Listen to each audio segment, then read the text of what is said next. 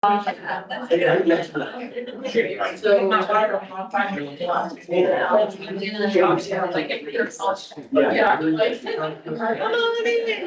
a seat. Leslie, you're right in the corner. Water. Okay, shit, That's.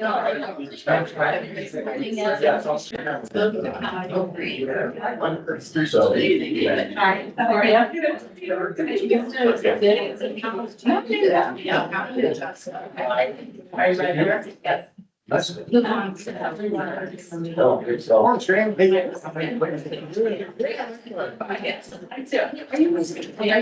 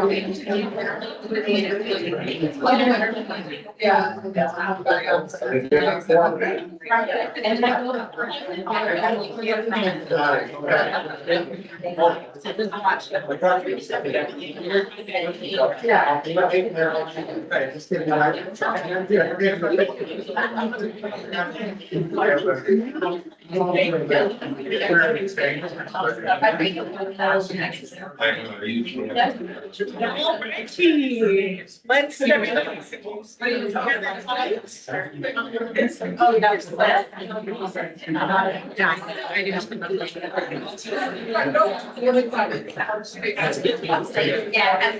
Okay, folks, let's get started. So sorry. Oh, yeah. All right. And our room setup was slightly different this morning, so you may notice there's a little less room on the sides. We're gonna fix that for next time. Yes, it's unusually crowded.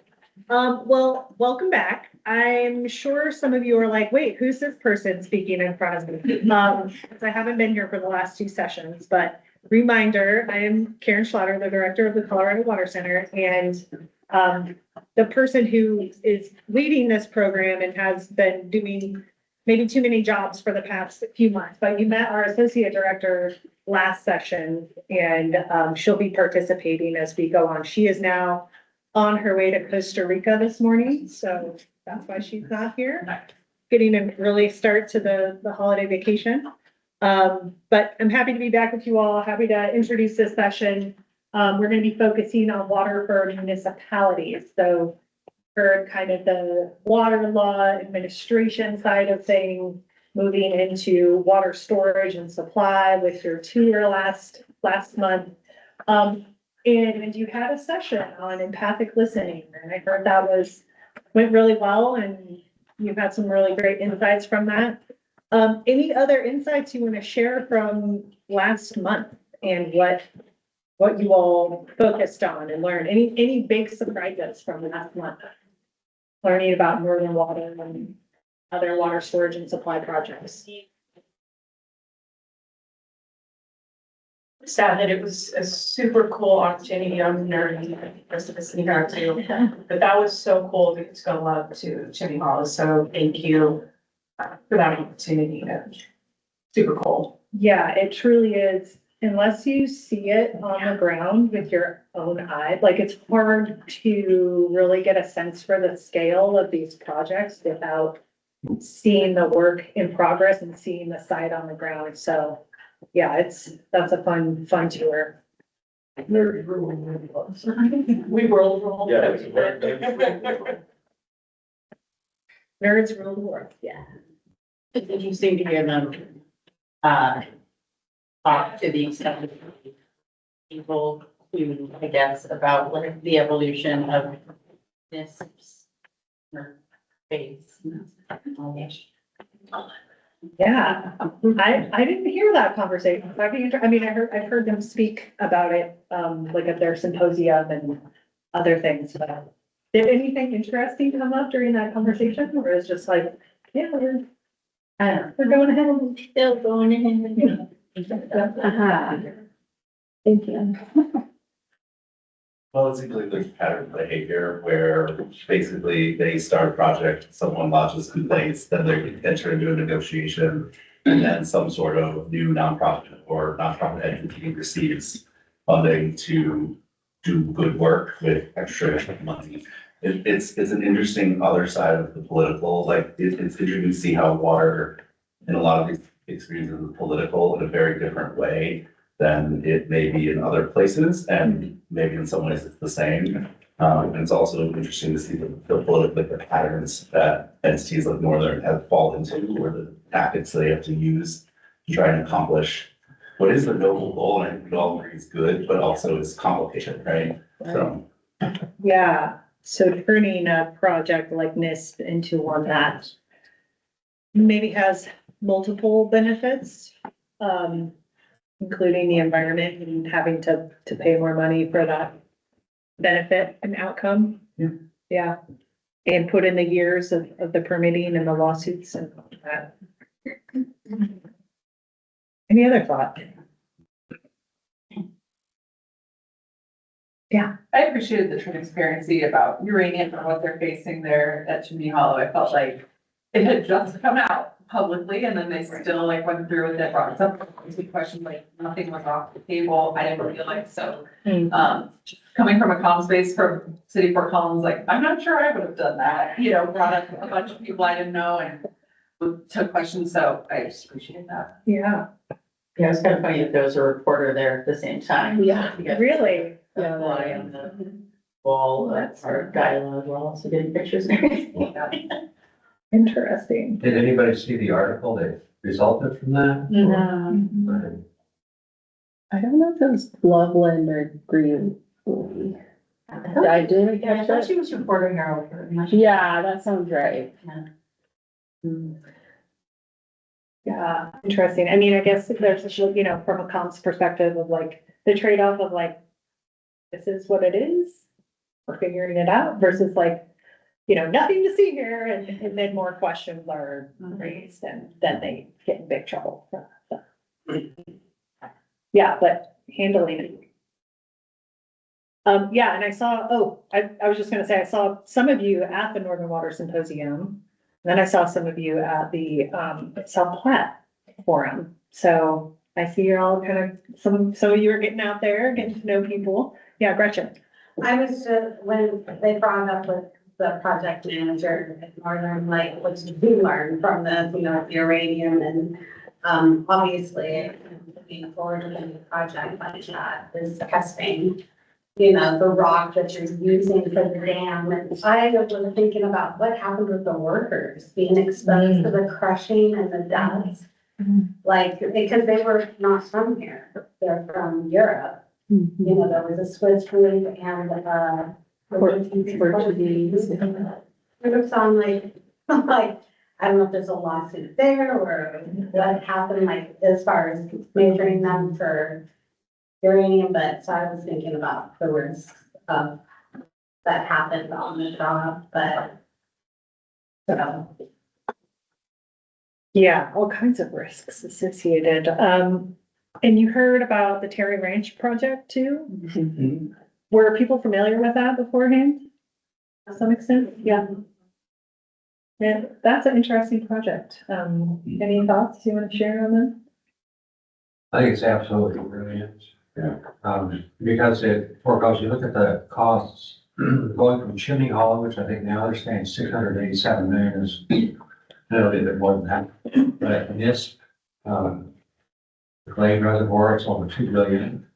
And here is a reservoir in the ground, I think it's brand, it's Windsor, isn't it? no, it's great. Really, I'm sorry, that's right. To me, it's absolutely brilliant. There's no, but all of that construction doesn't have to happen, and it's huge, so I thought it was really cool. There's a lot of work that goes into that. It's moving through portions of Severance right now. I've had the privilege to work with city really through Severance as it comes to maintain roads. I mean, it's not just putting a pipe that's huge. Hmm. The 36-inch. Oh, it's bigger than that. It's 48. It's enormous.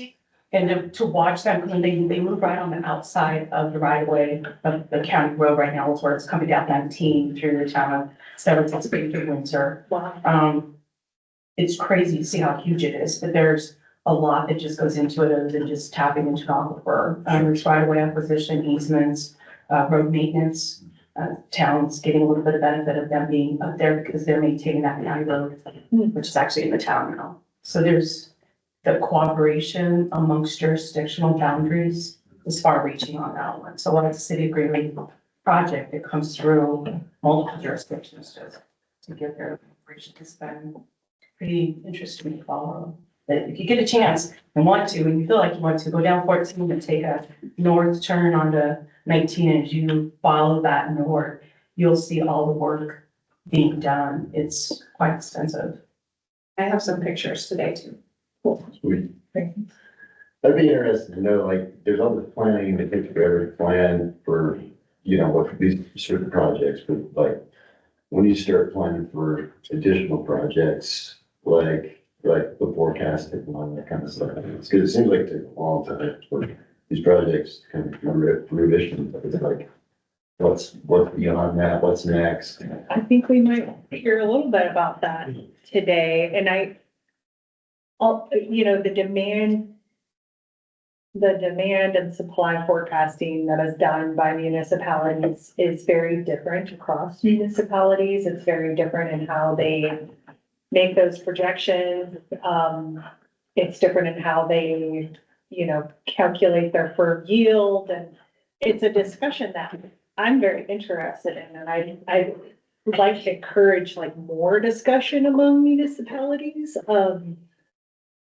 Because, yeah, and then there's also like, I don't know if folks have heard from the state demographer's office lately at Northern Water Symposium. They had a talk by someone from the office, and they're actually projecting population to go down in the next 50 years now. And so, you know, if we're like, securing all this water and, yeah, there's just a lot of considerations to take into account, when you're planning. And so we're gonna hear about that right now. Hear about, some of those considerations. So I think we'll go ahead and get started. Shane, are you going first? Yep. Okay, great. So Shane Hale is the town manager of the town of Windsor. He's a 4th-generation Coloradan Navy veteran, husband and father of 2. He's been working in Colorado local government for 20 years, which includes time as an intern in Poncha Springs, town manager for the town of Grand Lake, city manager for the city of Cortez, and his current position as town manager in Windsor. A lot of time working on the western slope and a passion for fly fishing, he works to balance the need to preserve water as a natural resource while realizing that water serves as one of the building blocks for economic prosperity. So similar to all of our values that we've discussed and shared already in this class. Go ahead, Shane. Thanks for being here today. Thank you. Hey, Hans, come on through, man. If you could take the most awkward path possible. Okay, well, hey, good morning. I'm Shane. So I chose to go first because you've got Leah and Todd. They're going to talk about these massive water systems, right? These really well managed, well planned, long ago communities. And that's not our story in Windsor, right? I think that the portfolio we have is well managed, but it is just literally a drop in the bucket compared to these two. And so after following them the last couple of years, I'm like, no way, I'm going first. Because I don't need them to just flex on me the whole time. Town of Windsor. So for us, when we look at our town, we actually have 3 different service areas. So the really dark blue is the town of Windsor. So that's our responsibility. That's what the town of Windsor serves. The light blue north of Harmony Road is Northweld Water. And then everything west of County Road 13 or Colorado Boulevard is Port Collins Loveland Water.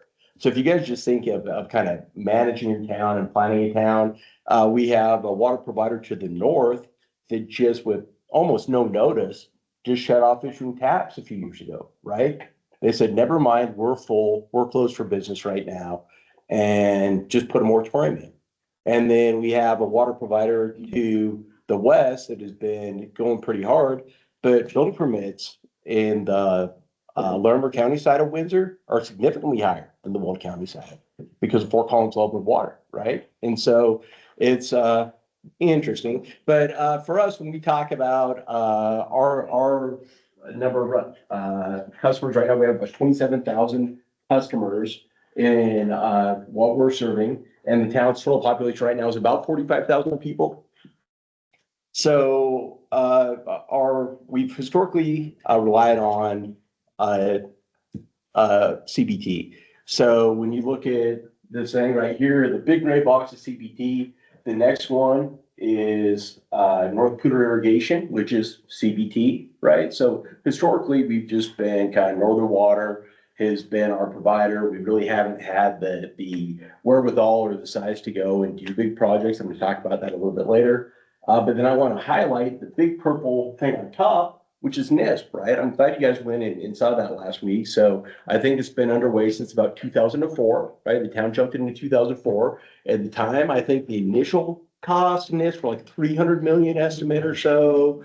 And then it's like, oh my God, never mind, it'll be 900 million. And everybody took a deep breath, and that's fine. When I started with Town of Windsor in 2018, it had just hit $1 billion, and people were like, oh my God, what are we gonna do? But we're gonna have a record decision in like 6 hours, stand by, no big deal.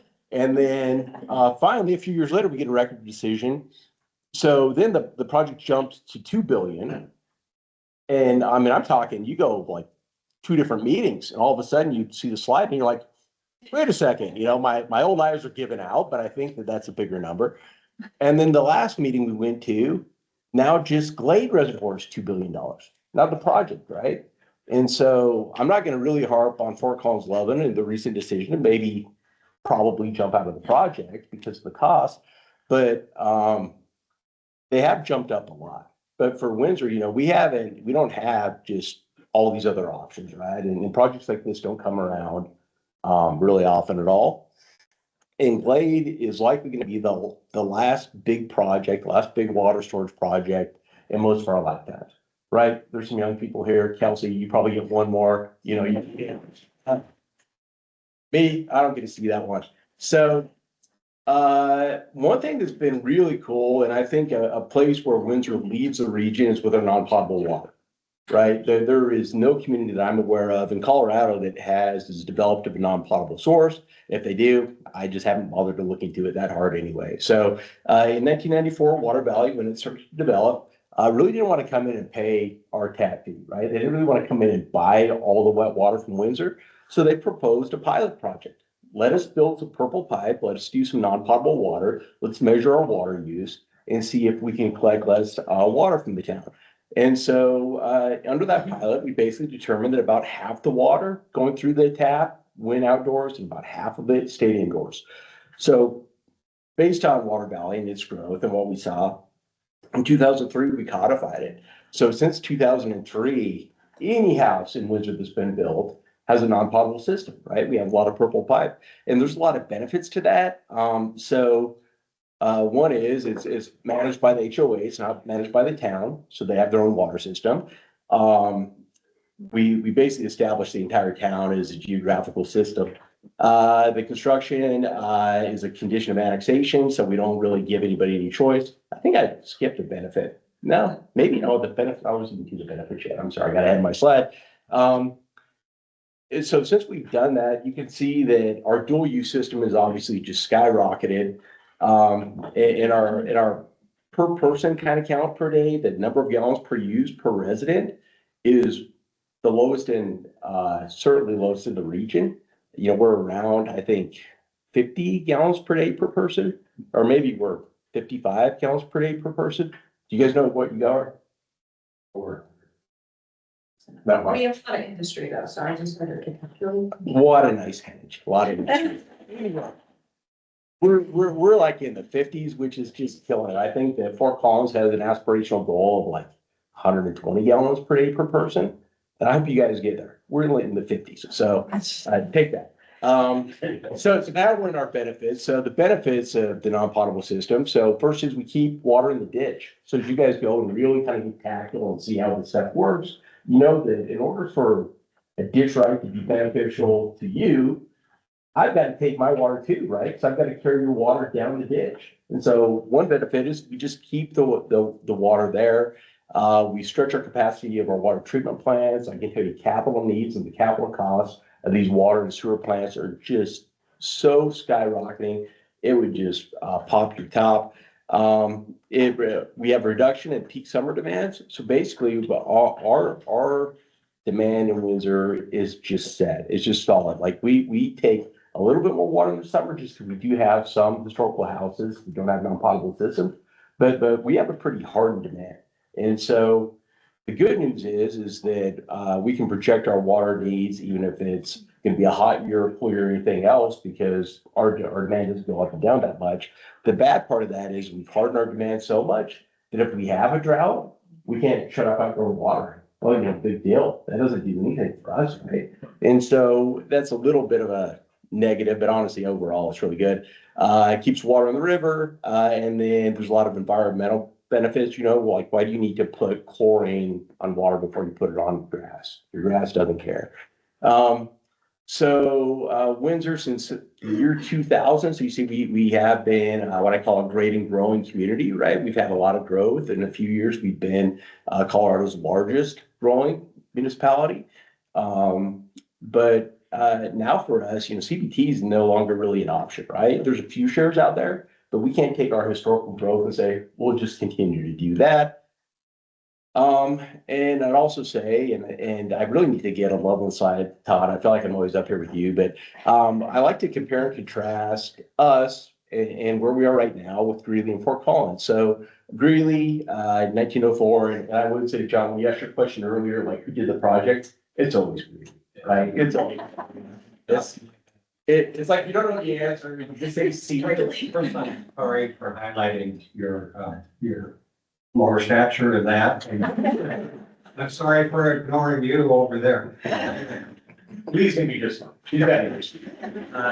So 1904, they purchased Bellevue. So again, this is 120 years ago. They're going on this stuff. Boyd Lake in 1905, Seaman Reservoir in the 40s.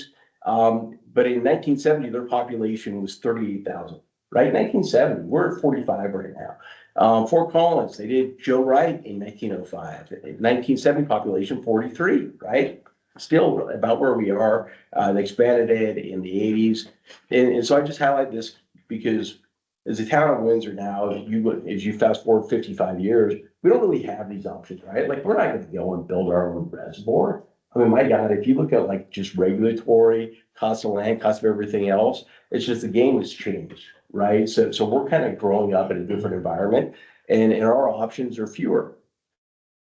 So now back to NISP. So our part of that, we have 3,300 acre feet. I think that puts us at an 8.5% owner of that project. We had the ROD in 2022.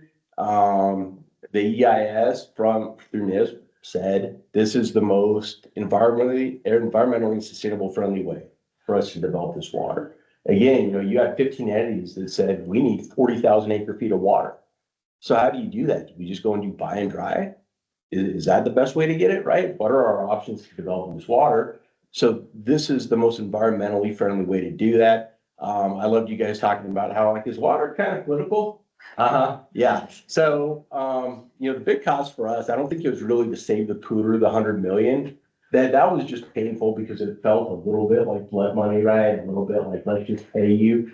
I'm sorry. It's like, this is a safe space, right?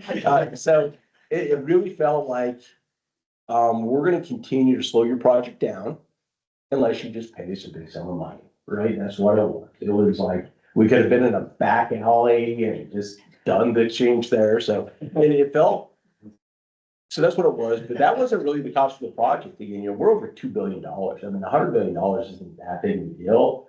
it was the amount of time it took us, from 2004 to 2022 is just such a long time and so much time for these costs to go right. And whoever the elected officials were when we went into it, they're probably in their local cemeteries right now. Nobody's around, nobody remembers. And it's not like there's been, I'm sorry, I'm not, that was, Alex, that wasn't even a punchline, I'm sorry. I'm saying like, nobody remembers why we got into them, right? But at least for Windsor, this has been our big project. This has been the project we've been in. And so we have passed on other projects because quite frankly, when we have 3,300 acre feet, we don't need any more water. Windsor doesn't want to just continue to grow and expand. Our elected officials have been really clear. They want to be a certain size and a certain population. They don't feel like they need to just be this massive thing, right? We have an endpoint in sight and this gets us there. Sorry. What does that get you guys to? How many more residents? Well, 3,300 acre feet is like roughly 33,000.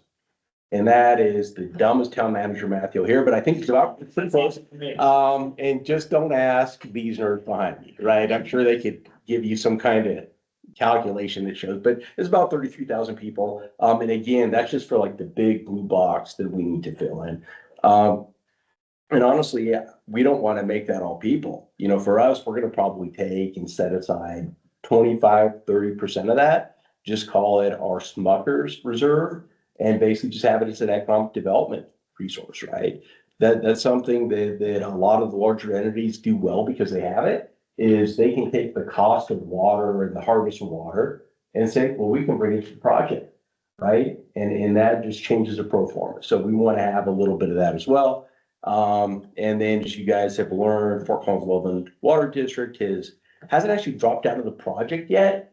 Something like that awkward breakup, right? Like I'm not gonna break up before Valentine's Day, but I'm probably not talking to you after that.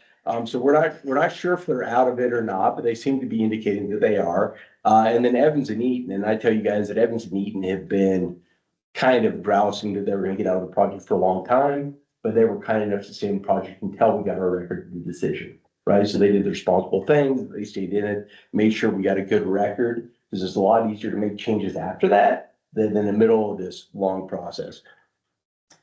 Okay, and then the final thing, regional collaboration. So these are some things that are going well. So we have an IGA with both the entities represented here. We have a 350 acre foot IGA with Greeley that is kind of a drought contingent IGA. So it doesn't kick in unless CBT gives us a yield of 65% or yes, right? So what? Intergovernmental agreement. And Loveland, we entered into a lease with them for 500 acre feet. That's a 10-year lease. And again, both of these are really just kind of gap leases for us to get us into NISP. We are planning a water treatment plant with Fort Collins, Loveland, Severance, and Eaton. So how's that going for us, right? Because that's supposed to be from NISP. So how are we doing with that one? And then we're in the NOCO Water Alliance, which is where Shani and I spend some time together. Trying to collaborate with 20-ish other local agencies and trying to figure out big picture water stuff. So why did I pull this slide up again? I don't know. Oh yeah, and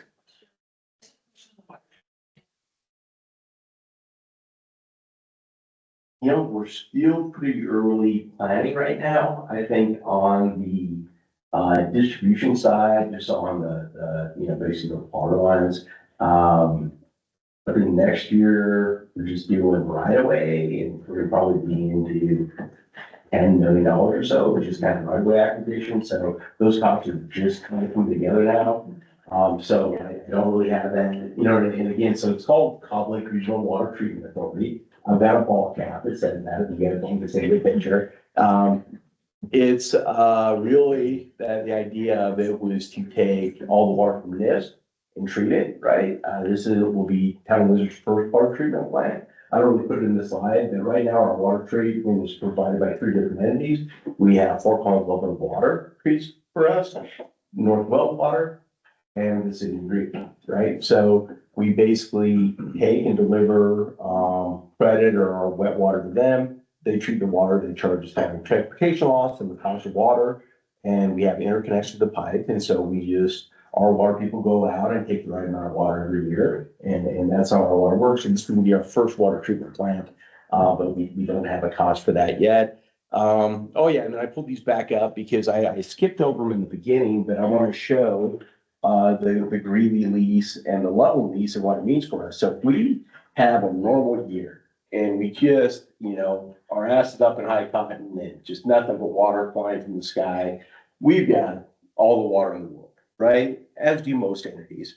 We look at a planning yield, and so this is just kind of like when you go through and kind of get your water dedication, you kind of take the planning numbers where we're doing okay, but when you get a firm yield number, right, when CBT's at 50% and really your water resources come down, all of a sudden we really get compressed. And so I point out, I think really is it fine. I don't have my key down here, but we've got, I think the blue is Loveland. This is the 500 acre feet. The black is Greeley. That's 350 acre feet. So if we have a drought, that's really why we need these leases, right? We don't really need them to provide water to our residents for a normal year. We need the water if we have a drought, and we really need to look at our neighbors and have a lot better water portfolio and basically just rent some from them to get us over the hump. Is that my last slide? Oh yeah, and then look at that, Windsor Mill Tavern. What a fun place to celebrate your Christmas at your folks. Guys, any more questions? Where's the Calm Lake treatment plant supposed to be built? Yeah, so it's basically if you can visualize a line, County Road 13, running that north to basically where the Budweiser Event Center is, or not Budweiser Event, Budweiser plant is, and you run that east and it hits this like little body of water called Calm Lake. And the reason why we chose that location is basically, I can't remember the county road that it runs down, but Glade and NISP pipeline will run right along that county road. So we'd identified a number of properties, but this one was basically just bordered where the pipeline will be. So it's a great place to take the water. Yep. What's the total acre feet of storage that Windsor has? 0. So yeah, we don't really have a storage, and that's a big drought concern for us, and that's really why we have drought concern.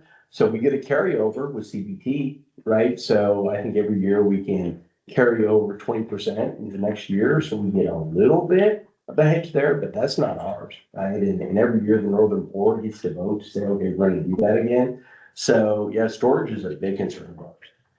So yeah, we don't have any. So that was an easy number.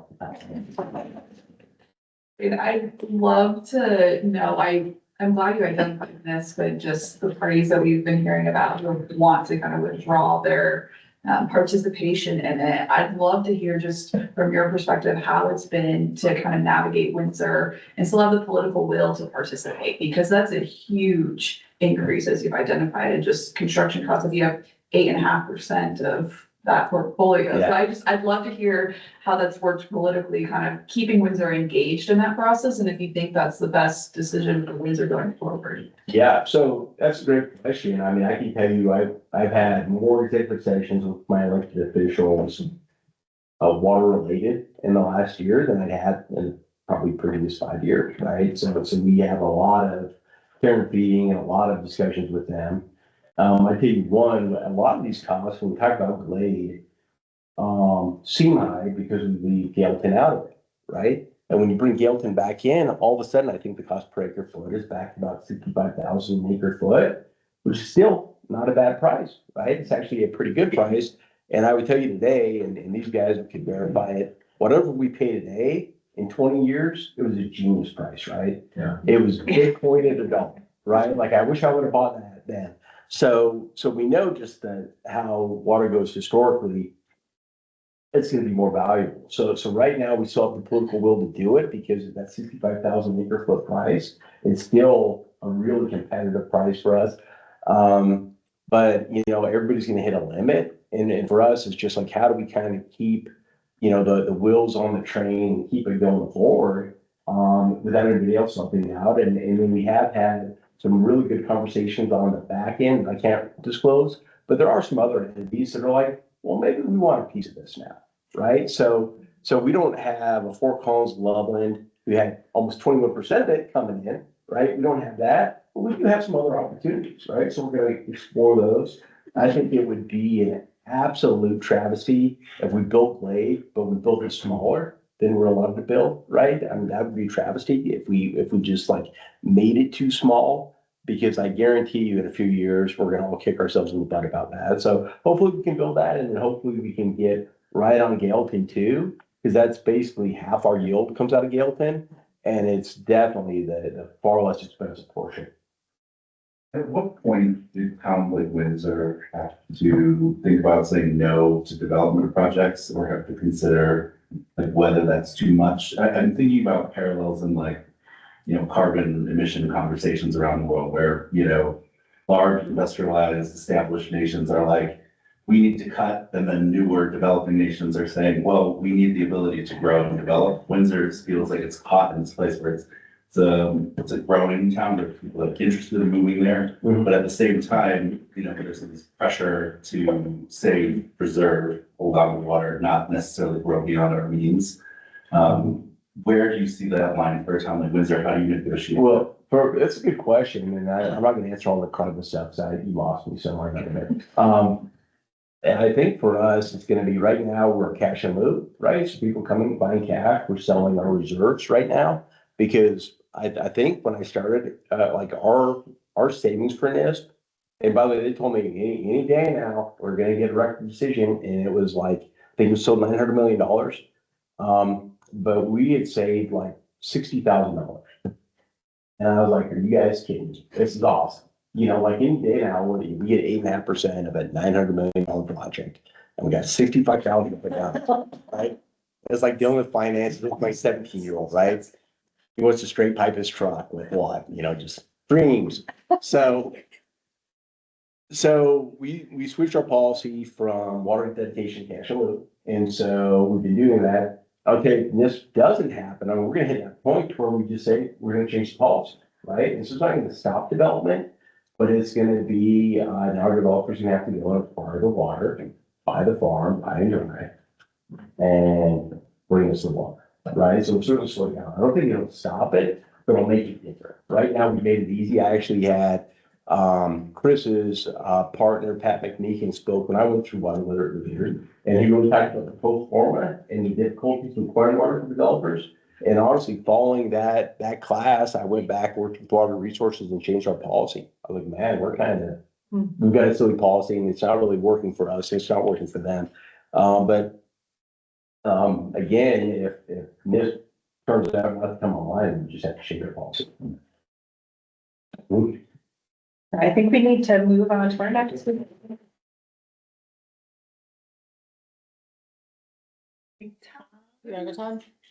Okay. So Todd is next. He is the Water Resources Manager for the city of Loveland, and he's been serving in that role since 2020. He's originally from Wyoming and has a bachelor and master's degree in civil engineering from the University of Wyoming. His previous experience is all in the consulting world, where he has 35 years of specialization in water resources engineering, infrastructure development, and tribal water rights settlement negotiations. So thank you for being here, Todd. Appreciate it. Similar to Shane, just an overview here of Loveland's water supply, what our situation is, what are some of the issues that we're facing. Thank you. Whatever.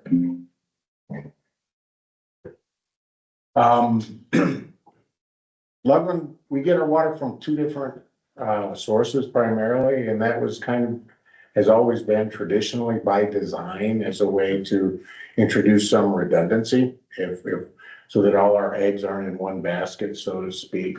So it's been a strategic kind of decision and to get about half of our water from imported sources from the western slope, and that's the CBT, Colorado Big Thompson water that Shane talked about. We're also a participant in Windy Gap. And so that also is imported water. So we do have a big stake in Western Slope and Colorado River and so forth, because half of our water comes from there. The other half is local water. And the idea there is that, if one source is down, the other's up, we have some redundancy, we have some safeguards there. Which is a big thing in municipal water supply in general. You know, the 500 acre foot for Windsor, having that emergency supply is really what keeps all of us up at night, is, you know, when that drought comes, you know, are we gonna be there? Do we have enough? And so that's kind of one of the foundational, I guess, principles in all of this water supply, water management, municipal water issues. Our facilities, primarily consist of Green Ridge Lake Reservoir, about 6,500 acre foot, and that sits right above our treatment plant. Just off the Big Thompson River there. This allows us to have some, right now, Green Ridge Lake kind of acts as that reserve of last supply, if you will, that sort of a thing. So we tend to keep it very full. We don't really exercise it hard. It's our safety deposit bank, if you will, so to speak. Would you find out how big that is? What's the volume? 6,500, 66, something like that. And where is that? It's out, just, trying to think, Sunrise Ranch is right up here, if you know where that is. I see Silverdale. Yeah, Sylvandale. Okay. Yeah, As you're going up that Dansdorf, yeah. yes, Okay. yeah.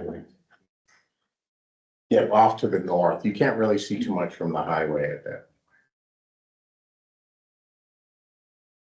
An overview, kind of a system map, if you will, of our water system. Continental Divide coming down the middle. This is all the Western Slope collection infrastructure owned and operated by the Bureau in Northern. Adams Tunnel. There's several ways then that comes, a couple of different tunnels for power generation that the Bureau uses there. A lot of our water we pick up actually in the Charles Hanson feeder canal, because we can then get that water into Green Ridge Glade Reservoir. So one of the things a complication, I guess, that we have is that we rely on facilities that we don't own. The Charles Hanson feeder canal primarily to get water into our reservoir. And so we have to have an agreement with the Bureau of Reclamation. So, and only have use of that canal at times when there's, nobody else is using it, if you will. There's excess capacity.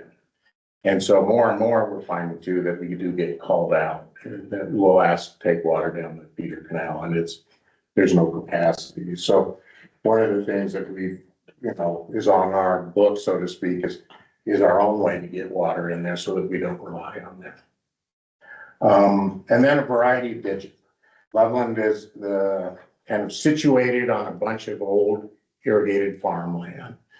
And as that farmland has been converted through subdivisions, a lot of that water has ended up at the city of Loveland, in terms of the 50% of our supply.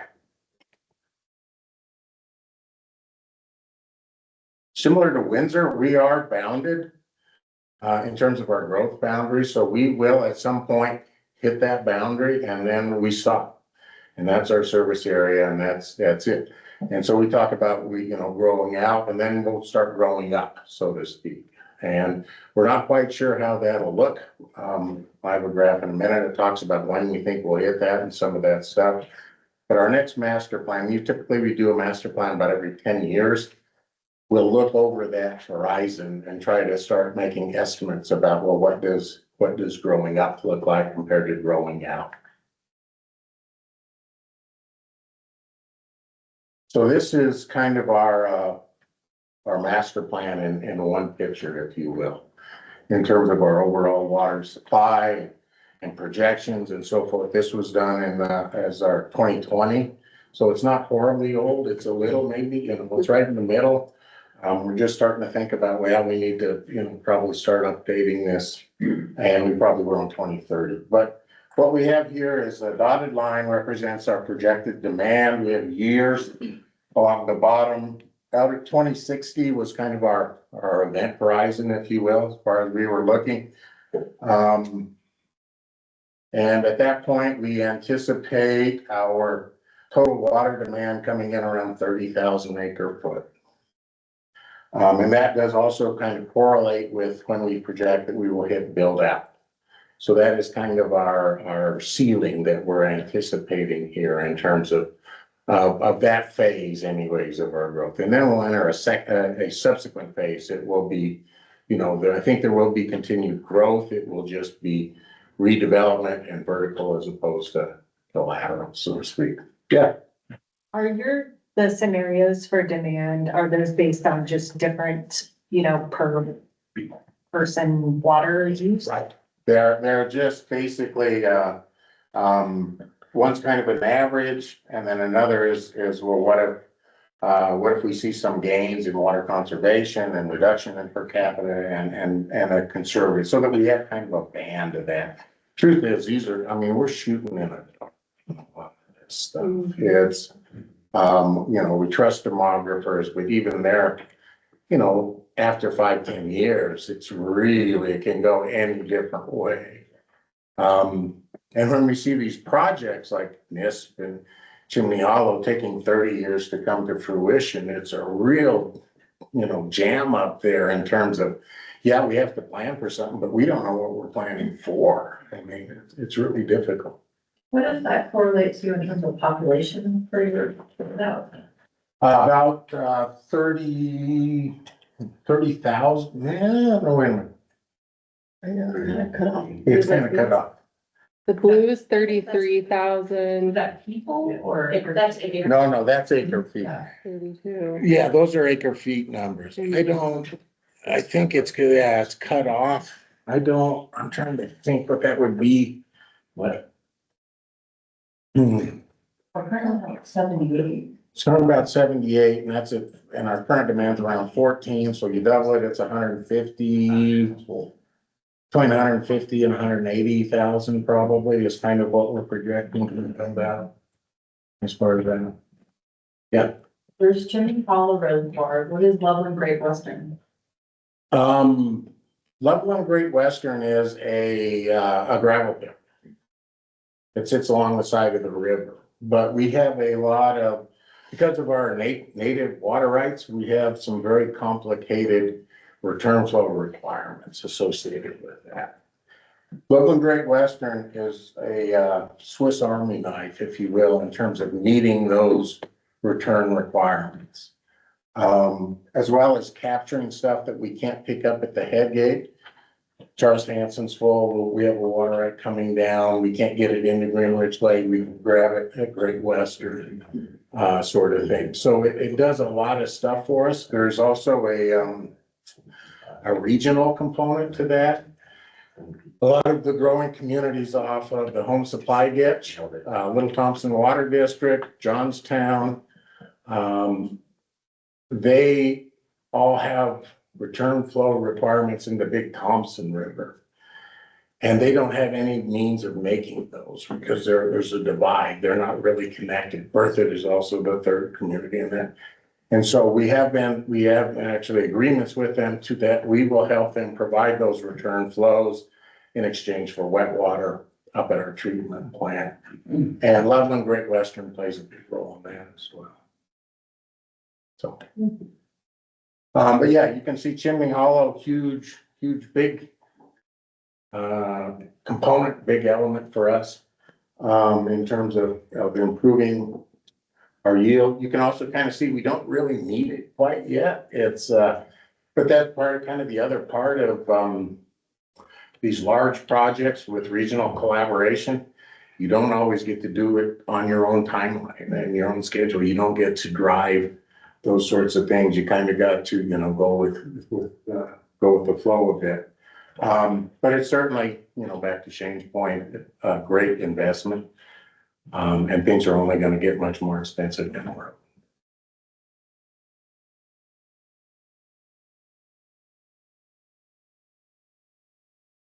There it is, 152.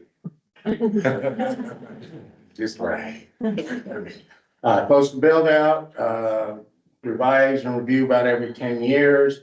We think our portfolio is diverse, because we have that. We think it's pretty robust because we have that big contingency with well ahead of the game. We think we're in a good place, but that's where you always get blindsided too. So, And there are a number of things on the horizon, I think that, you know, storm clouds that we're very worried about and kind of keeping an eye on. Could you repeat that you are concerned about? The trend line? There are some trends, if you will. And we'll get to kind of those, you know, what are our boogeymen under the bed? What are we, you know, what keeps us up at night? And there's probably about a good half dozen of those. And part of it is the reliability of our projections. We already kind of talked about that a little bit. You know, it's really just shooting in the dark. And you're shooting in the dark, you tend to, you know, engineers, we shoot over, right?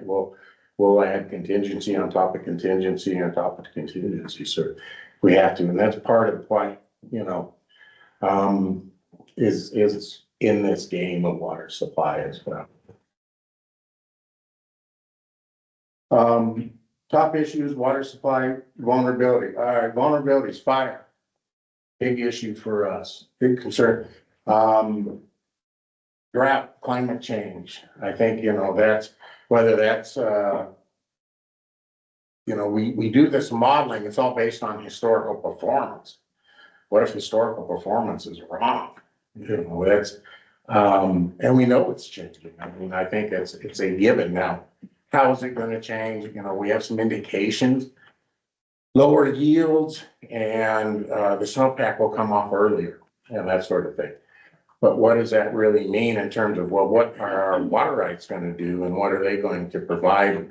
And what kind of a hit are we gonna take in all those native water rights? And then you get the Colorado River Basin and they have similar sort of issues on their side as well. Compact compliance, as well as climate change hitting that watershed. And so how reliable are those? We've kind of counted on those for half of our supply, but what's really gonna be there in 30 years if we can continue to count on? Is it similar to what we have today? So to that end, though, we, I guess our other top issue is that we want to continue to kind of develop our supply. And there Chimney Hollow was certainly our big one. Loveland Great Western is. We're also, you know, leaning into water conservation. Loveland traditionally has been a little, I think maybe behind the curve in terms of that.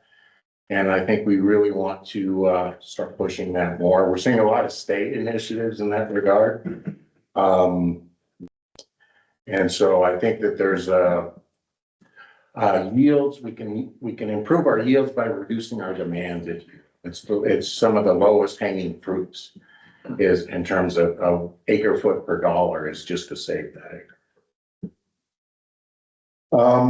And then the other thing that we're kind of keeping an eye on, and Shane didn't talk about this, although Winter is kind of the poster child to some extent, is that we are seeing demand from the metro area. They're coming up here and stealing our water, and it's not a good thing. And the more, and simply having them as a player in our marketplace drives up the cost of water for us.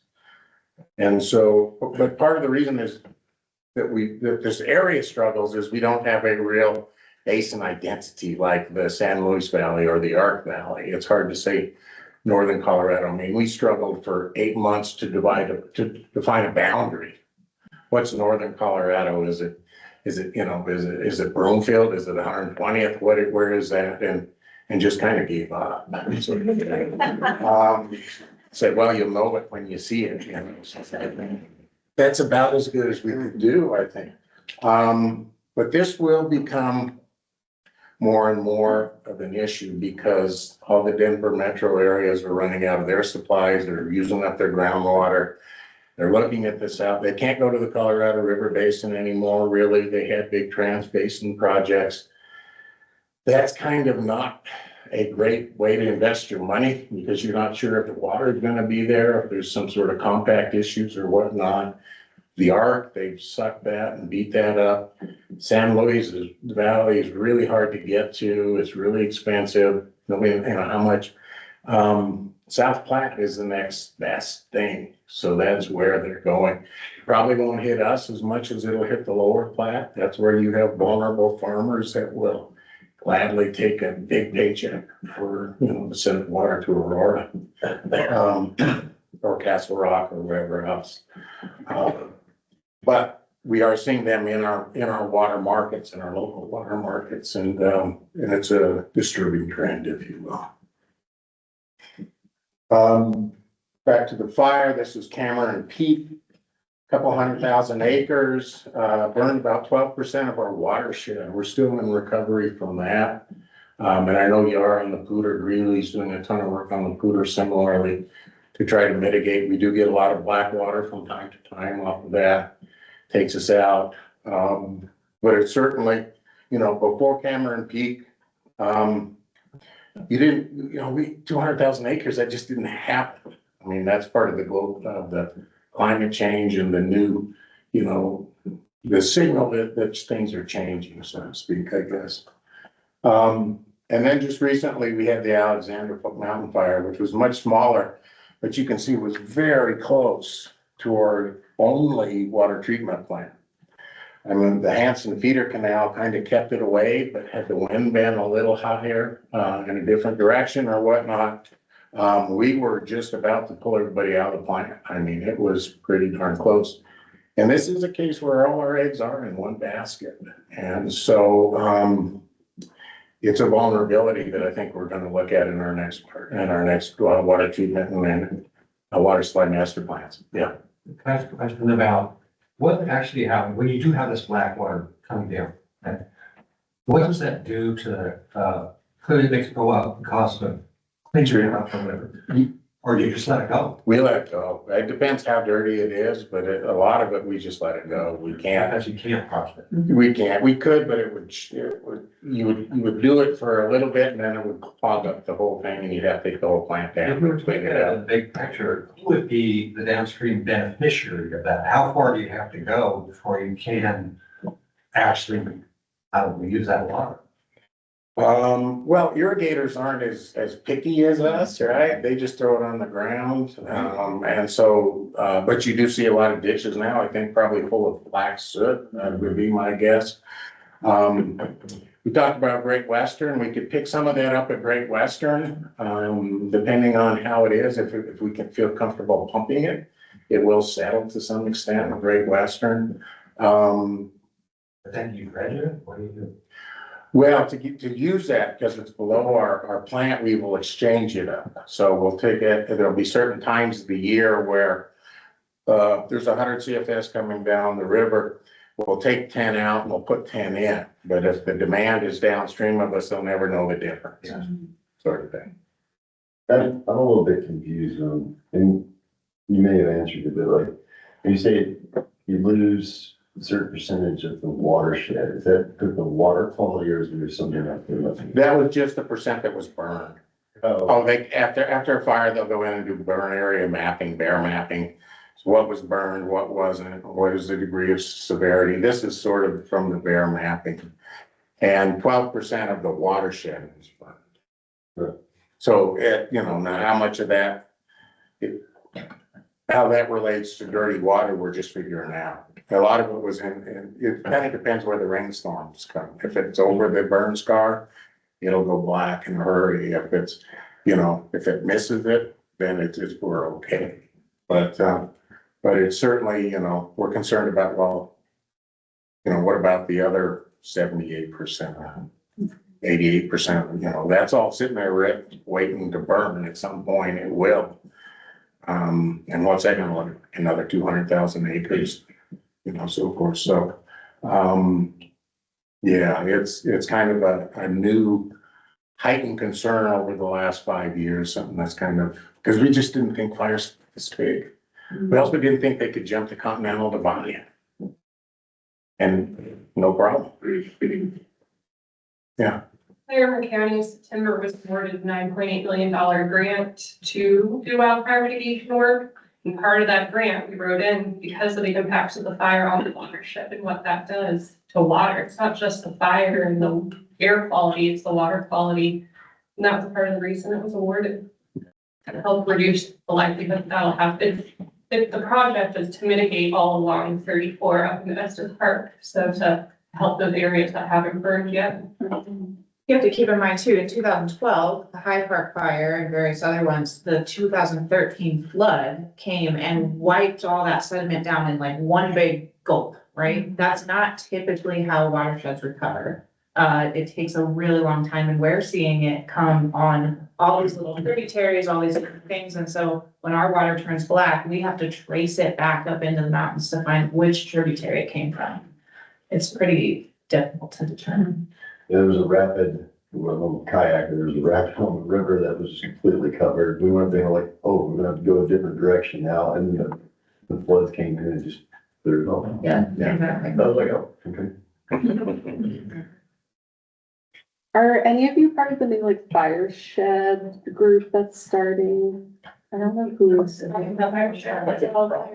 all part of it, various staff members. Yeah, we have a water resource planning group. That's a big part of that under my umbrella. Is that the NOCO fire shed? Yeah, I can't remember who's. I should know that. There's a car. Yeah. Yeah, there's a lot of groups and collaboratives and trying to operate in this space and trying to get ahead. Like wildland restoration volunteers and stuff like that, or?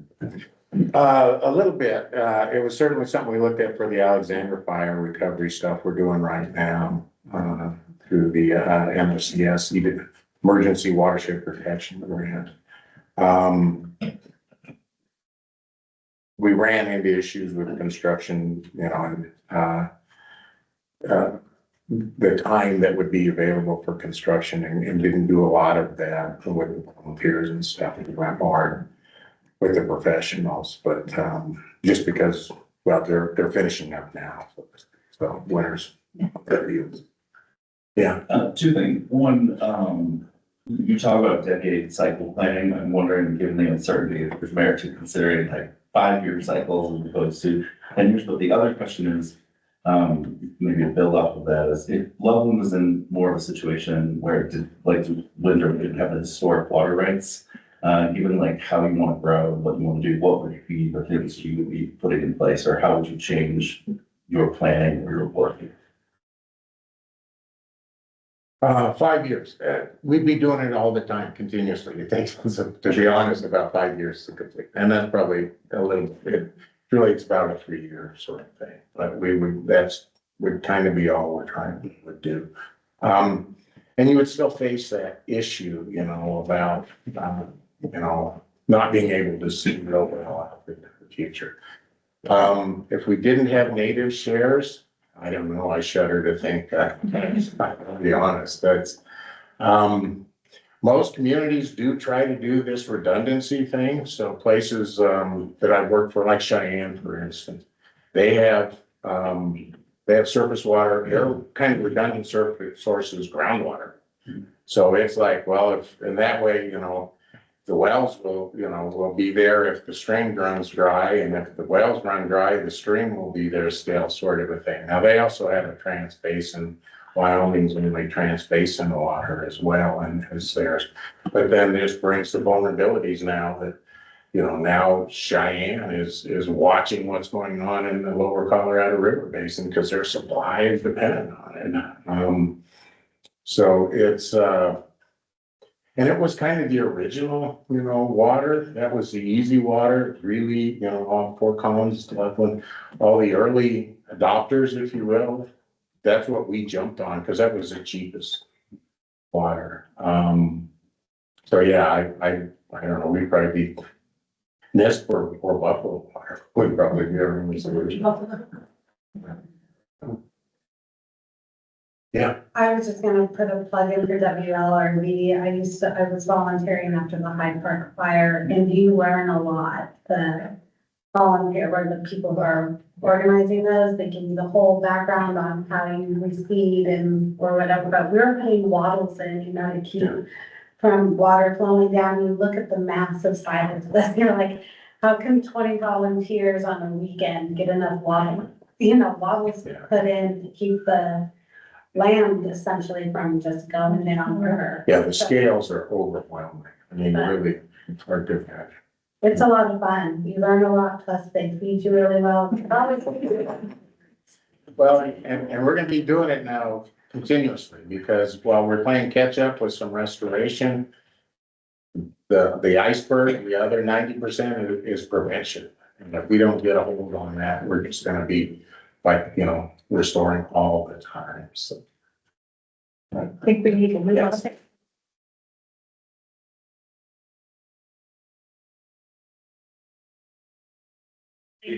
Nick Warden of the town of Severance had an emergency come up and he is not able to join us today, so if you all are okay, we're gonna extend a little past our time for this session and make sure you have enough time to decide. Oh, good. Yeah. I was like, I got about 10 minutes. Yeah, that's great.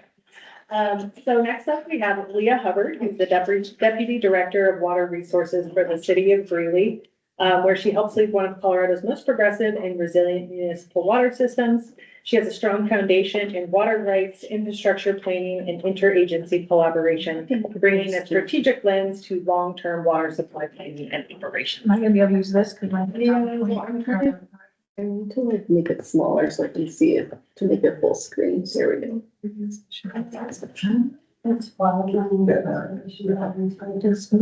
you should be, it should work. It should work. Yeah. Okay. Yeah, you want to try it? Yeah. Perfect. Okay. As she said, I'm Leah Hubbard. I'm the Deputy Director of Water Resources for the city of Greeley. Really happy Shane gets to stay here because he'll give me a hard time this whole presentation, and that's okay.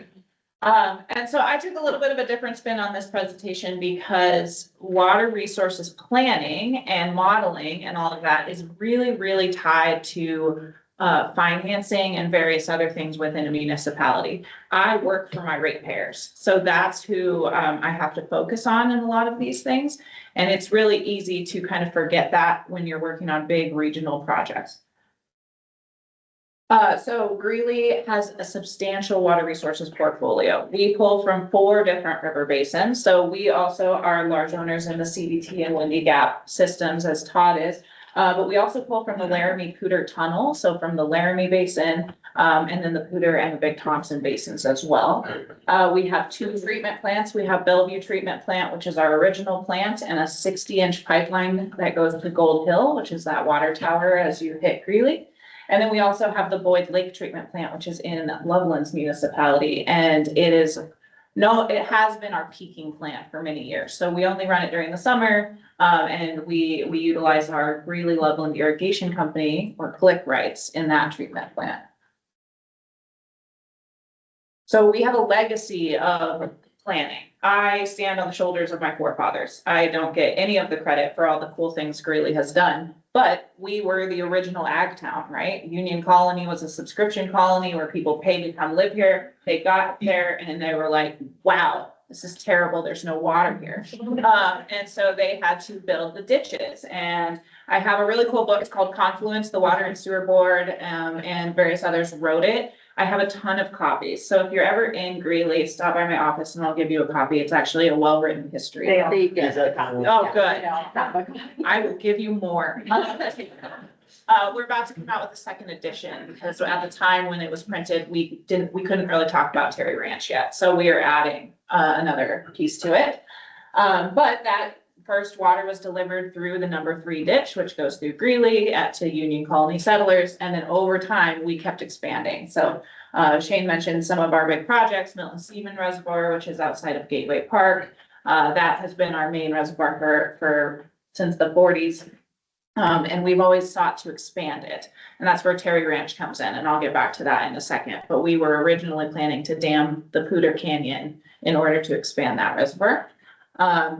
And then most recently, actually in 2023, we completed the Integrated Water Resources Plan. And so we can talk more in detail on that. But as has already been suggested, it's really hard to plan for these things. And so what would happen is a municipality would come in, like in 2002, we had our water master plan. And we said, water is going to keep going up. Like that is exactly what's going to happen. And so we need to plan for that. And then that's not what happened. After 5 years, that report that sits on someone's desk is dated and it's not how things are working. And so Greeley took a different approach in our water resource master plan to look at it more on an adaptive management scale. So the reason that we have to do this is because it's really important to invest in infrastructure in the future, but we have to manage rates. We cannot just say we're gonna buy anything and everything, and then the backs of our current customers are paying for it. So municipalities take bonds and we do various other things to spread out the cost over time. However, water is expensive, but it's actually way cheaper than it should be. You saw how much infrastructure Greeley has to manage. We have over 500 miles of pipeline. We have 2 treatment plants. We have all of these things, plus water rights acquisitions and various other things. And so we have to plan for the future, but not hurt the people of today. It was hard to see, but it says that the 2065 projected Greeley population is 260,000. So we are actually at about 115,000 right now. But unlike these guys, we have the land and the water to grow. And so we are a little bit more development friendly. We also don't want to be a suburb or housing units for Denver. But because people can go down onto I-76, we tend to be. And so we want to attract industry and various other things as well. So that's an important part of our growth plan. So our strategic priorities are always strengthening infrastructure. For many, many decades, most municipalities did not invest in the infrastructure that they have. And so now it's aging, it's old. It's sometimes, especially in the winter, we have main breaks, we have various other things. And so we have to make sure the infrastructure we have is being taken care of. We also, water purchases and expanding storage, that's where the Terry Ranch project comes in. Efficiency programs and planning. We did have one of the first water conservation things in city code back in the early 1900s. Like, we have been a relatively conservative community. However, where the conserved water is coming back into our portfolio, and then what are we doing with it? If we are allocating a certain amount to all these subdivisions, and that allocation turns out to not be the case anymore, you have some extra water in your portfolio, but if you build up into that water, where's your drought supply? Where can you bend if you have to bend a little bit?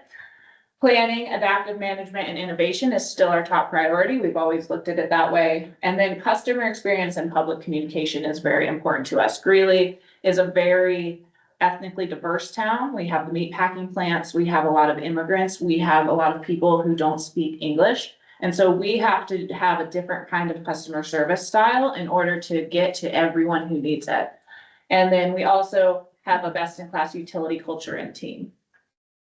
Can I ask you a question on that last part? Of course. Could you define adaptive management kind of in a nutshell? Yeah, so you hear this a lot in the water community these days, like NISP has an adaptive management plan, all these people have adaptive management plans. And the best way I could describe it is through that IWRP process. So instead of having that book that sits on my desk that changes, every year we look at what we call triggers. So every single year I take to the Water and Sewer Board for Greeley, climate we've had 7 out of 10 of the hottest years, or in the last 10 years, we've had 7 of the hottest years. So warming climate, Colorado River issues, various other triggers are pushing us to develop the Terry Ranch pipeline faster. That is an adaptive management piece. So because you can't wait until you need it and then build 15 more miles of pipeline the next day. And so you have to have triggers in place. But if I go build 15 miles of pipeline tomorrow, my ratepayers will pay for it. So that's how we are adaptive managing our water resources portfolio. NISP and others are doing it on river flows or various other things where they're looking at the world we live in today and measurably changing it instead of looking at projections into the future and relying on it. So we have these core services because it's also important to keep in mind that, we have water resources, but the treatment plant's water quality and regulations are a huge part that we have to deal with. We don't get to choose if the legislator or other people decide that we have to do something. And so we have to keep up with that. And we'll get back to that in a second with some lead and copper problems that we've had. But it's just important to note that your water bills are paying for a lot of people and are paying for a lot of services within a city. So going back to that 2065, our projected population is 2,600. 2060, sorry, math, no, it's not even math, it's just numbers. 260,000 people are the projected population of Greeley. But if we have hot growth or high demand increases, like everyone and literally their mother decides to live in Greeley tomorrow and we explode, we could go up to 400,000 people. We have the land space for it. That's crazy, but it could happen. And so that would equal our estimated demands of being 59,600 acre feet. Right now, we treat about 22 to 23,000 acre feet for just Greeley services. We serve others like Windsor, but just for Greeley services, we treat about that. So we're looking to more than double our future demands. And then we needed a bucket. So you asked about storage earlier. Milton Seaman was always supposed to be expanded as our bucket for all of our Poudre water rights, because we have a lot of Poudre water rights, but we don't have the storage for it. In the EIS process, it was determined that we needed this bucket somehow, but there's endangered species problems up the canyon. Nobody dams canyons anymore. They usually move it out of the stream bed. And so we chose Terry Ranch as an alternative. And so it's, even though it's an aquifer, it's still our bucket. There's native water rights in it, and we'll get to that in a second, but it's still our planned storage for Poudre River water rights. And so we need to develop that sustainably. And then we also may need more water rights to put into Terry Ranch, because in all future scenarios in the IWRP, we need Terry Ranch and we need more water than what we already own. But as we've talked about, future water demand is super uncertain. So we thought that, like Todd's graphs, that water would keep increasing as population increased. That was what very well known. In 2002, severe drought, wildfires, my house in Glenwood almost burned down when I was a kid, right? Like it was a little chaotic in 2002. In 2002, that's when everybody took a step back and was like, whoa, we are gonna run out of water. And so they did all of the graphs and they did all those things. But then what happened was totally different than what was expected. I took the chart out of here because I wasn't sure what the audience was today and I didn't want to get it too chart related. But what actually happened is, even though our population has kept increasing, our water has stayed relatively flat. And that's for over a 25-year period. It's pretty crazy.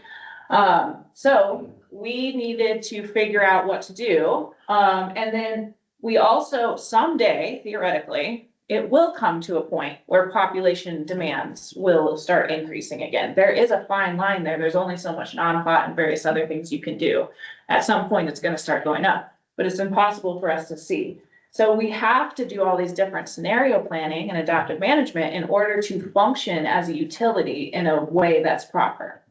Don't you think, just back on your last slide, a lot of the water demand not being tracked with increased population growth, that there's a factor in there with, what do I want to say? We have better resource management with appliances and fixtures and features that go into homes, or construction management that is obviously limited how much water usage because of, I don't know what I'm trying to say, but Yes. just better. It's complicated, but that is one of them. So I used to work in conservation, and 1999 is when the EPA water sense guidelines came out. When the EPA water sense guidelines came out, California adopted it. Whenever California does something, Home Depot, Lowe's, all of them follow. So that's why everyone has low efficiency fixtures. Even if you, I was trying to yes, say. even if you live in an old house, right? Like your toilet died and you replaced it, and so it's better than it was. So that's a big part of it, but it's also cultural. So in 2002 and 2012, after the wildfires, when people were put on drought restrictions, they learned how to properly use water. As rates increase, the only thing you can control is your water portion of your water bill. I can't go, well, I'm going to pay less for sewer today, or I'm going to pay less for stormwater today. It's all on one bill usually, but I only have control over my water portion. And so, maybe I'm going to get rid of some plants, or maybe I'm going to be more cognizant of those things. So that has all come to play into that. And that plays into that financial piece as well, because we were always projecting that we would keep selling more water, and now we're not. And so that's an important aspect too. So yes, big part, but it's complicated. So here is that IWRP I was talking about. We found that in current, near term and midterm, that Greeley's water supply is robust and resilient. Like there is no doubt about it. We have multiple treatment plants. We have a lot of different water, various other things, but that future high growth, high demand scenario, we're not ready for. And so that's what we have to start investing in today. And the Terry Ranch project is that. That's our investment. That's what we're looking at. So what did the IWRP find? Because like Todd said, it takes years to do one of these. This is not a simple like, well, we think this is going to happen. And so we took a long-term evaluation of our water supply specifically, so modeling the river basin, looking at various other things. And we found that there's going to be river flows and water availability issues because, as Todd said, we might see snow coming out of the mountains later. We might see snow coming out of the mountains earlier. And water court decrees have not caught up with that fact. And so I'm stuck in the water court decrees that I have. I don't get to change those. We have infrastructure operations and water demands down here. Are you talking about, sorry, with just the timing of when you're allowed Yeah. to take out water? Yeah, so if I lose you, sorry, but so the HCU is always based, so the historic consumptive use of like a corn crop or something is based on the irrigation growing season of the past. We look at 50 years of data, but it could be that farmers are starting to get hotter in March, so they plant earlier. And then they're starting to turn on ditches in March instead of in April like they used to. My water court decree says I can only start taking water in April. And so it's going to mess up a lot of the things, like climate variability is going to change the water resources and water rights of a lot of municipalities. So then we looked at future conditions. Fire is a huge one for Greeley. Cameron Peak fire totally blew our operations out of the water. We are lucky, we are connected to the northern system. And so we traded our really old senior water rights on the river with North Poudre Irrigation Company. So whenever the water turned black, they took it and we took their CBT. That's how we were able to make it work through what's called a substitute water supply plant. So we just did it on a very temporary basis to just cover ourselves. But that long term, that might not be feasible. That was just something that we were able to get through the Cameron Peak fire. We also look at other threats like drying crops, all the things that I just talked about. And also in 2012 and 2002, people, yes, they're willing to abandon their yards and things like that in those drought times, but they're not willing to abandon their trees and they shouldn't have to. So water demands in droughts still go up because people want to save their landscaping, which is understandable. But we can't turn water off to hospitals, right? Like, What are they able to do with that black water if you're trading it out for CBT water? so they're an irrigation company, so they took it down their ditch and put it on their crops. They actually kind of like it to a certain extent because it has a lot of nitrogen and phosphorus, and crops tend to like it. It also comes all the way down to my non-crop system, and we hate it because it blocks all our screens. And so it's beneficial in one way and it's not beneficial in another way. It takes a lot of cleaning to do that kind of stuff. So through the strengthening infrastructure, we have been expanding. So here's that pipeline that she was talking about. We purposely built the Terry Ranch pipeline to nowhere. So we wanted to beat Severance and Timnath and Windsor and all the growth that is happening in these smaller communities. And so we purposely built the pipeline up to 392 and stopped. 392? What's the next one up? 14, sorry, to 14, and we stopped. Because that is the best way to phase a project like this. We build that now, it's way easier to get easements and to work with these communities before they're big. Then we later go through the buffalo lands of there's no one out there. So it's easier to build a pipeline in that area. We've also been doing a huge expansion on our wastewater treatment plant. That's the other side that you don't think about is where that water goes.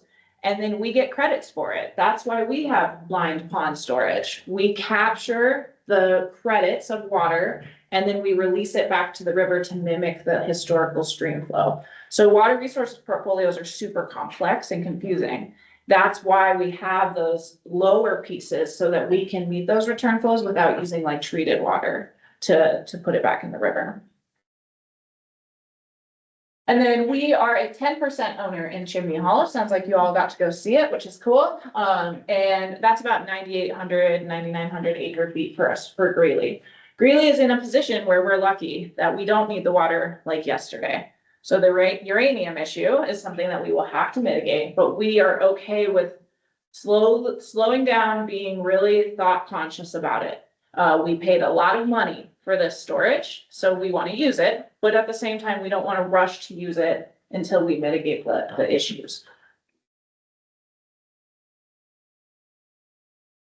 So the Terry Ranch Aquifer Storage Recovery Project. So the Terry Ranch decree itself, so what is under the Buffalo Farm branch, the Buffalo Farm, is 1.2 million acre feet, which literally breaks our models. It is impossible to model a number that big. However, Greeley and the Water and Sewer Board of Greeley does not want to mine groundwater. So a lot of people who have portfolio pieces that are on groundwater just pull it to oblivion. I worked in Arizona for 5 years. Arizona does that. And so Greeley has committed to only pulling 20% of the native water rights out of there on an annual basis. We could pull 1,200 acre feet out every year if we wanted to, because they take that number and they divide it by 100. And they say you have 100 years of water. That's how groundwater works. We don't want to do that. So we're only going to pull a certain amount out. But like I said, it's our bucket. And so we want to put water into it. So we are built, that pipeline that we were talking about is actually into our treated water line. It is coming down from Bellevue. We would treat a lot more water at Bellevue in the winter when our demands are low. We might treat a lot of water, send it up north, put it into the ground. And then in times of drought, pull it out, bring it back down, put it to our customers. It's more expensive to treat this water. It also has naturally occurring uranium in it. And so we will have to do a small ion exchange plant in Carr. We also are about to enter another water court application for the state land board parcels. It is intermixed within the Terry Ranch parcels. We think we're going to get another 1 million acre feet out of the state land board parcels. So we will own and operate all of that land, that square that you see up there. We didn't want someone else to come in and operate a groundwater project next to our groundwater project, because then if your math is wrong, I'm putting water in and you're sucking it out. And so we have to be protective of our infrastructure.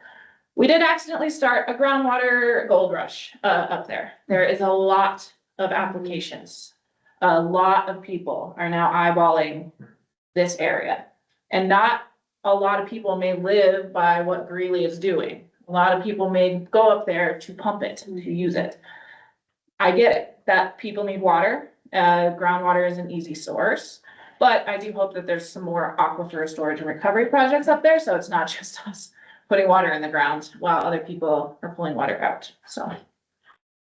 Question, when you said you were going to put treated water back into, so then what do you have to do treatment wise when you bring it back out? So first of all, in Colorado, you have to treat water. You can't just put non-pot water into the ground. So it was already required. You don't have to treat it to drinking water standards. We are choosing to do that because of our infrastructure.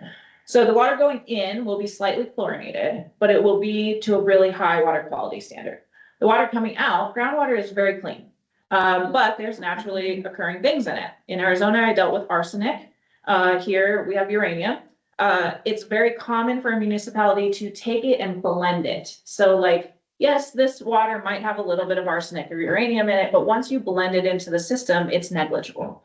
We promised from the city of Greeley that we would treat it to non-detect because our public was a little worried about the word uranium. And so we are going to build an ion exchange treatment plant. So it runs it through a media that takes the uranium out. So you need to treat it twice, essentially. You treat it before you put it in and treat it. And that's a small fraction of the cost on the back end compared to what it would be on the front end of treating. It's also, when we send it from north to south, we have to pump it. So it's also expensive to pump it. So Greeley will, in all likelihood, rarely use this as a water source because it's much cheaper. Boyd treatment plant's already expensive because as it goes through Loveland, it gets a little funky. And so then when we turn it on, people complain. And so that's already more expensive. Bellevue is our premier plant. The water is literally so clean on the Pooter, we have to release from Milton Seaman to make it dirtier, to treat it better. And so that is what we are gonna probably always be doing. This is. Sorry, so you said The about, water in the Pooter is so clean that the media and filters and everything in Bellevue treatment plant can't properly clean it to the point that it needs to be. So we release from Milton Seaman, which has lots of sediment in it, to dirty it up in order to treat it at Bellevue. Our forefathers knew what they were doing when they built that plant. Gretchen, that we were, that we some. So is Terry Ranch, I mean, it's kind of like really 30, 40, 50, 100 years out of utilization. Probably. So, I think probably 20. That's, from watching the adaptive management things and from seeing what we're looking at, I think probably 20. We also have to keep in mind that it may make sense, I don't know yet, but it may make sense to build the pipeline earlier to start injecting as that bucket. So it may be that like we have no need for the actual water, but we start putting it in early to build our savings account. That may implement it sooner. But yes, it is a few long term. I'm just curious about cost to consumer. That's a very expensive project, right? And I'm just curious how do you sell this to like citizens of Greeley? Like how have they gotten on board? How has that been a process? And then like what are the comparables? You're doing this planning, but like say really doesn't develop, say population does stay stagnant. You now have this huge, reservoir or aquifer, but So that's the great part about it, is that it can be phased. If Greeley doesn't grow and in 50, 100 years, it's not connected, that's no skin off our backs, right? But if you're in NISP and NISP is building a dam, you're paying for that dam on the backs of your current customers, whether you grow or not. And so this is actually $127 million cheaper than expanding Milton Seaman Reservoir would have been. And so I came in 2019, right before this. I think they hired me because they knew I worked in a groundwater basin and they were looking at this. The public frankly lost their mind, when Terry Ranch was purchased. But it turns out it was because there was a group called Save Greeley's Water that was a bunch of old employees of Greeley Water who were really, really attached to the Milton Seaman expansion. That was their baby. Like, I work in this industry knowing I could die before this is built.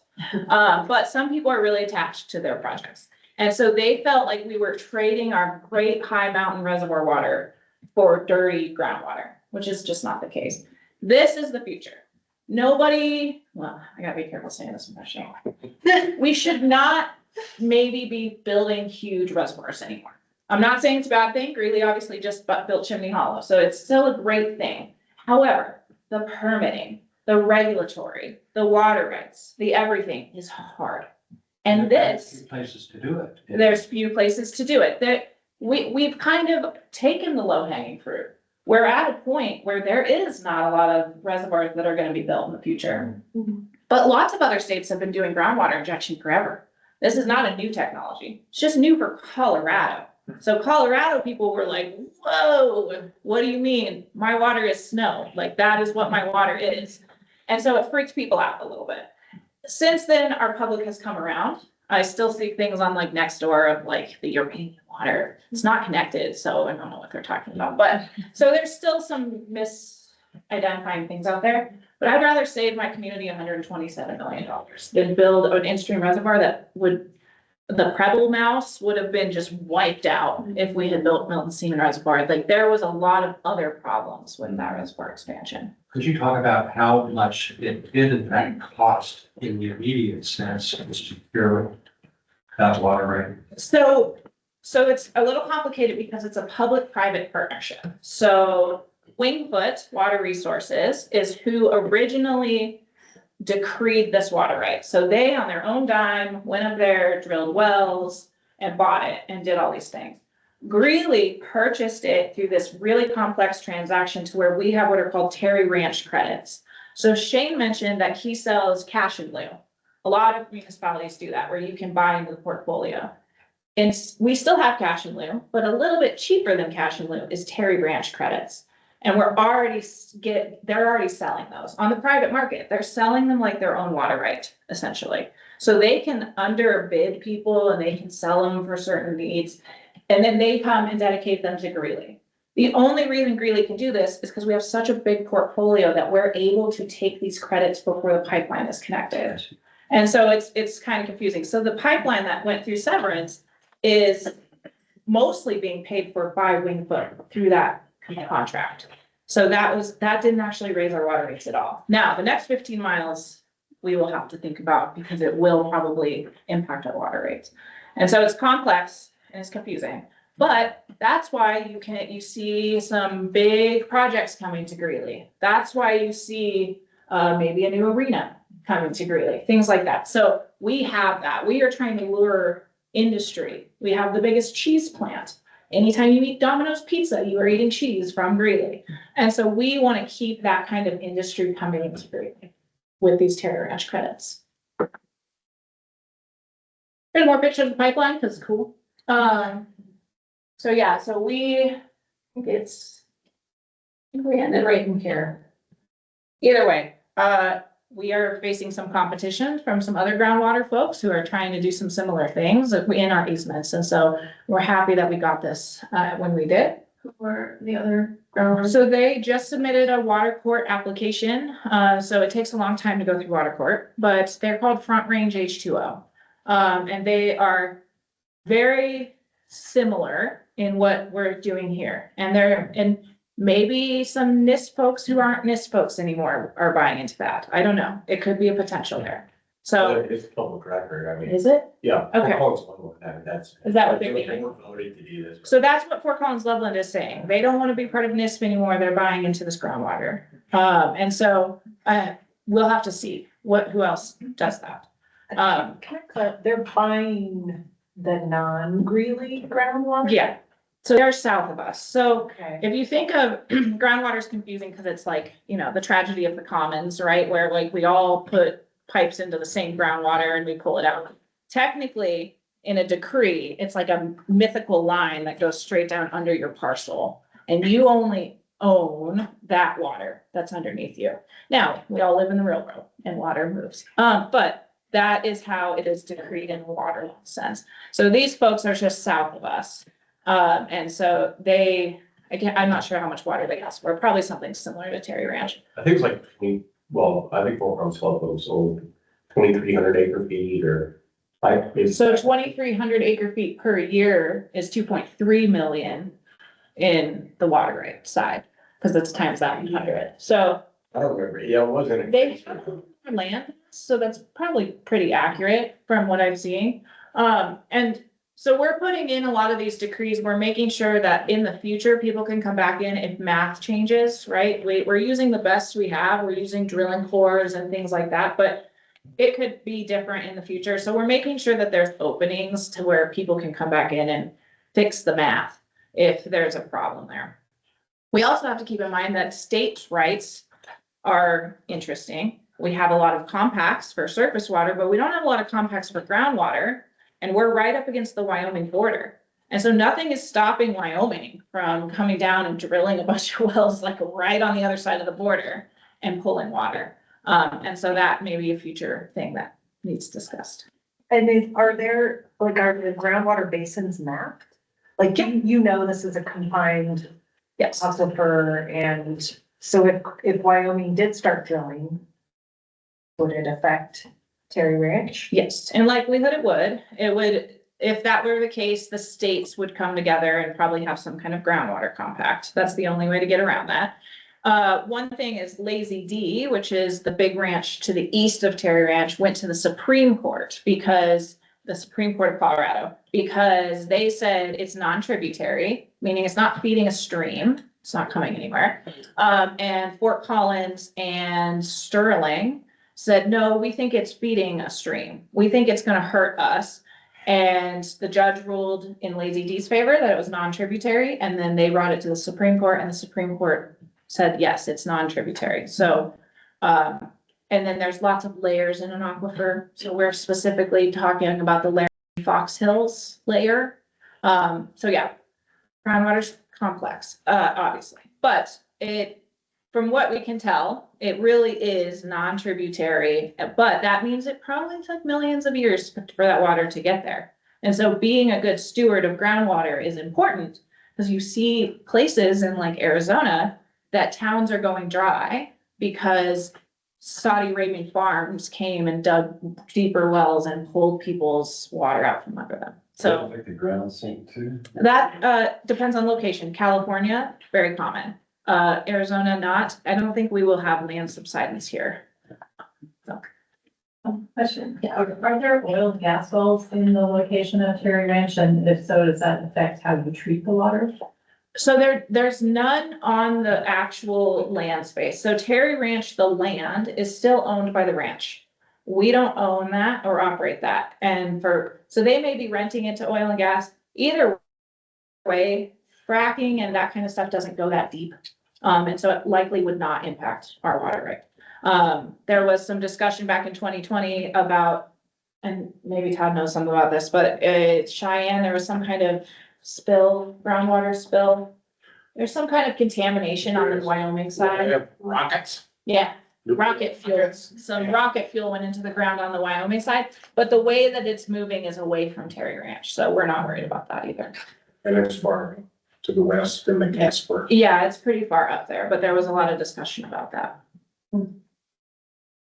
So why groundwater? Well, the fire effects. In the future, if a lot of the watershed burns and we have a lot of black water coming down the stream, we could just turn on Terry Ranch. And just completely bypass all of that water, because we would have another source. You know, we also have interconnects with various other entities, so if we do have kind of a big problem, we can trade off. Like when he was maybe gonna have to turn his plant off because of the Alexander Mountain fire, Greeley would have been able to serve double water. So that's how municipalities work together on these things. But in the future, having a completely different source that can't be touched by drought or wildfire is very important to Greeley.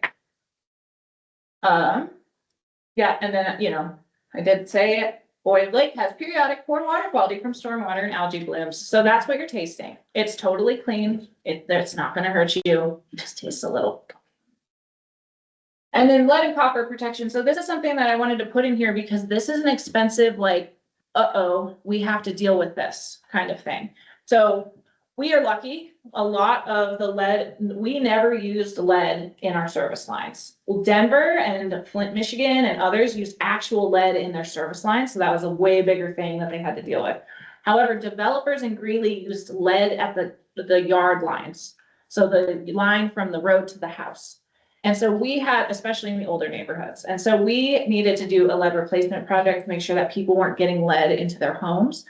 We were able to get a $20 million low interest loan for this, but that just shows the kind of price tag that are on these things. No one 20 years ago thought this was going to be a problem. And so we can plan all we want. We can get to the point that we can get to, but regulations, regulatory requirements, could be stream flow requirements, wastewater treatment plant requirements, doesn't matter what it is, it can still come and we have to pay for it. And so we have to make sure that we are in a stable place to be able to cover some of these things.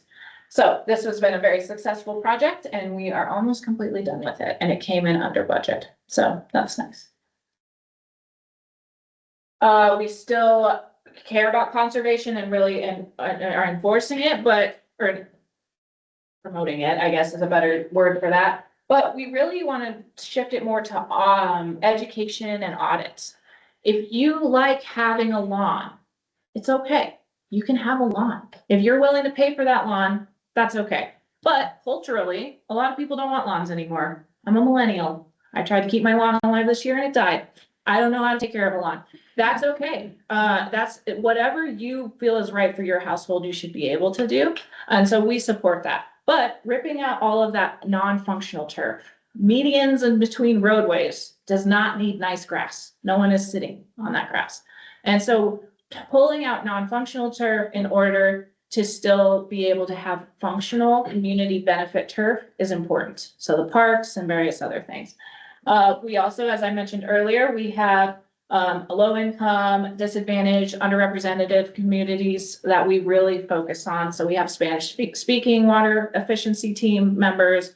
We put all of our stuff, we have a high Nigerian population in Greeley, and so we tend to do French and a lot of other languages for all of our water needs. When we had a big influx of immigrants a few years ago, we would go to the place and they wouldn't drink our tap water because wherever they came from, you didn't drink tap water there. It was not safe. So we had to educate them that our tap water is not only safe, but it's cheap and it's free. And so in a lot of these places. And so that was a big part of what we focused on. We are almost done converting all of our meters to AMI. So that means that I can open my app and I can be like, wait, why is water running all night? Well, that means I have a leak. Or I can watch my water move up and down for various other needs. So that's a big one. We just did a huge transition to a new customer portal. And so that will also help. And then we are expanding our non-pot system, but we're not lucky like Windsor. We're an old community and it's really hard to expand an old community's non-pot system. So you have to rip up streets and you have to do all sorts of things. So whenever we can, we are moving things to the non-pot system. We luckily also have ditches so we already watered parks and various other things, but now we are expanding upon it. So we are a trusted source of safe, reliable, and affordable drinking water, and we plan to continue. Any questions?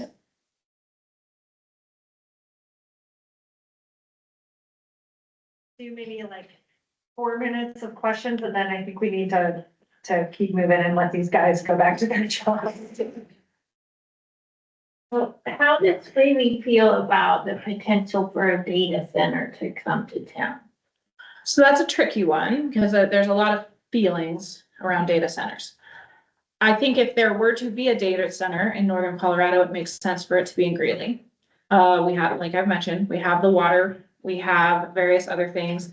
We live in a world, whether we like it or not, that AI takes a lot of power and takes a lot of water. Now, the newer AI or the newer data centers that I'm seeing are much more efficient. And so they're not such a big water gulp. But because I lived in Arizona and I've watched a data center being built in the desert, I would support smart data centers being built. And it could be beneficial to an industry. It could bring families here. Our biggest concern in Greeley is that we are getting calls that like UC and Banner Health can't hire doctors because people don't want to live in Greeley. Or we have all these things. So we need to build an industry, but also a commercial industry and various other things so that people want to move their families. And a data center is a high income job that would potentially bring a whole family to Greeley. So that's our goal, is to build a well-rounded, developed community to where people want to live there. I mean, even right now, half my staff live here. It's just a part of life. Greeley is the redheaded stepchild of the Front Range, and that's okay. But we're trying to change that, so.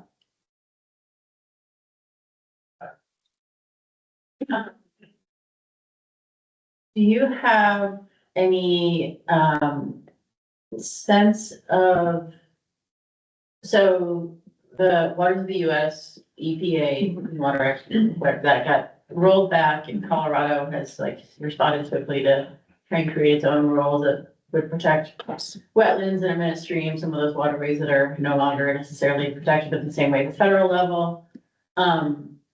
Do you have a sense of how that could impact groundwater?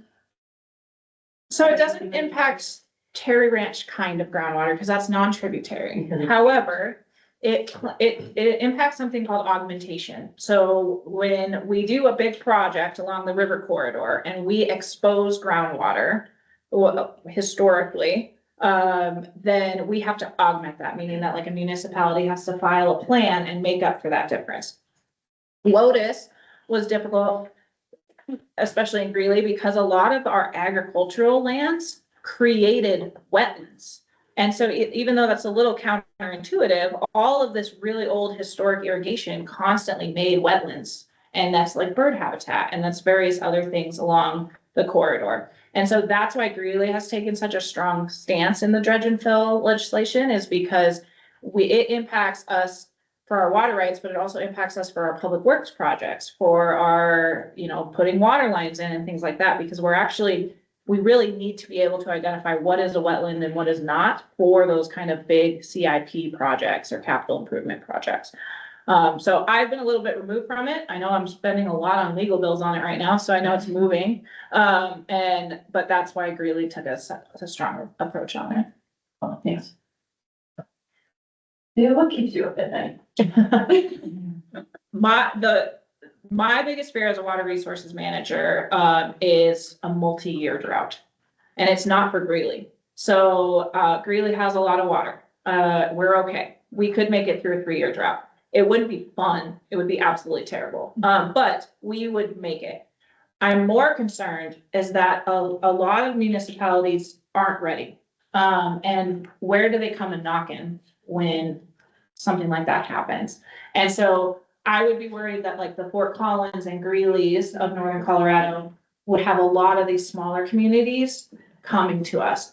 And once I converted ag right, we call it the one-way door. So if I take an old irrigation, we have a lot of water rights that are still in ag, and we're keeping them in ag for as long as possible. But if we have a multi-year drought and I have to pull all that water off those ag fields, it'll be horrible for our economy and all of the ag folks who are a big part of Weld County. But then it would also be really hard for me to put that water back the next year. And so then I would just have all this water in our portfolio and nothing to do with it. And so that's what kind of keeps me up at night, is that if we have this multi-year drought, that's when reality is going to hit. That's what 2002 was. That's what 2012 was. And the multi-year is going to really put some skin in the game. And that scares me. So. And it's only a matter of time. It is only a matter of time. Great. Thank you, everyone. Come back at 11, just take a short break, and then we'll have Marielle present. Marielle. We have a Marielle in our office, so now we're confused. And then we'll break for lunch. So take a short break. Yes. Yeah.